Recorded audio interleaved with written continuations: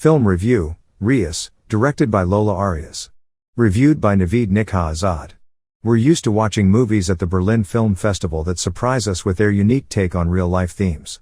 Lola Arias' second movie, Reas, shown at the 74th Berlinale, is one of these. There are many things I like about it.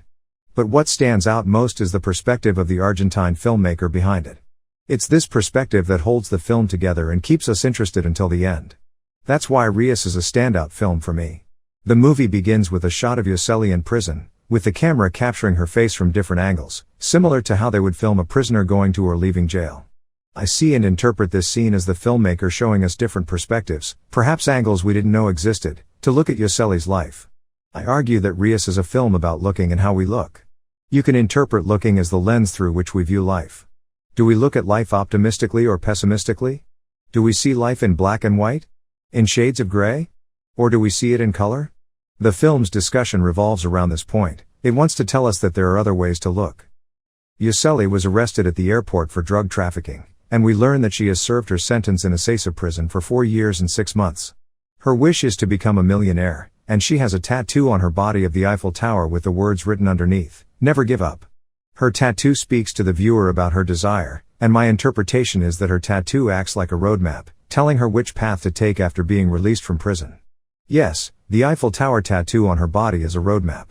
Apart from Yosseli, we also see tattoos on the bodies of other characters in the film, and perhaps it can be said that our hopes and dreams symbolically shape our minds and existence like a tattoo.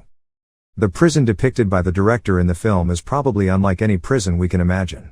While it is true that it is a real prison space with walls made of plaster or painted with slogans by the inmates, these walls do not bear the signs of darkness, depression, or death.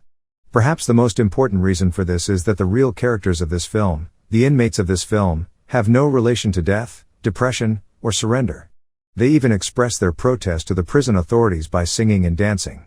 The inmates' clothing comes in tones of colors like blue, red, yellow, brown. These inmates do not bully each other, they do not try to exert force or intimidate each other. In fact, these female inmates are cheerful, believe in equal rights, and consider each other as family. These female inmates have even formed a rock band to sing their own songs inspired by each other's life stories. It seems more likely that this prison is like a limbo where inmates must spend a certain period, reflect on what they have done, and decide on the day they leave prison to start their lives again from scratch, but without past mistakes. The director of the film, Lola Arias, has depicted a cheerful and lively atmosphere in this film and is completely in control of the world created in it. The lighting and cinematography of the film are commendable, and the performances of the non-professional actors in the film are as impactful as those of professional actors in mainstream cinema. Another strength of the film is its set design. The film pays close attention to details in the scenes. For example, the walls behind the characters, which are always present behind characters, have many details. These details can include color, pattern, aging, and so on. One of the creative points we see in the film is the entry of fantasy and mental fantasy elements into the space of documentary and realism of the film. And perhaps it is not unlikely to say that the type of clothing the characters wear, the coloring of these clothes, act as a symbol for the mental fantasies and dreams of these real characters. In the combination of fantasy elements, a creative and innovative space is observed.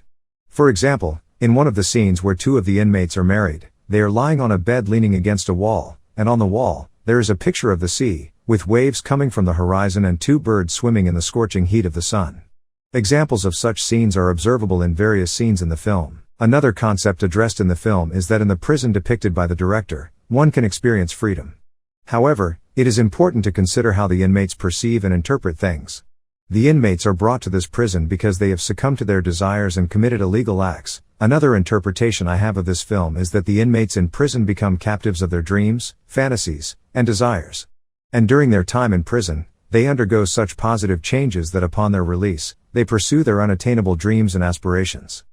If I were to briefly touch on the overall philosophy of the film, I could say that it's about redeeming life, which the inmates have experienced in the past, and with the changes they undergo in prison and the belief they develop in their hopes and dreams, they start a new life after being released from prison, just like a rebirth. Reas world premiered in the Forum section at the 74th Berlin International Film Festival, Berlinale 2024, on February 18.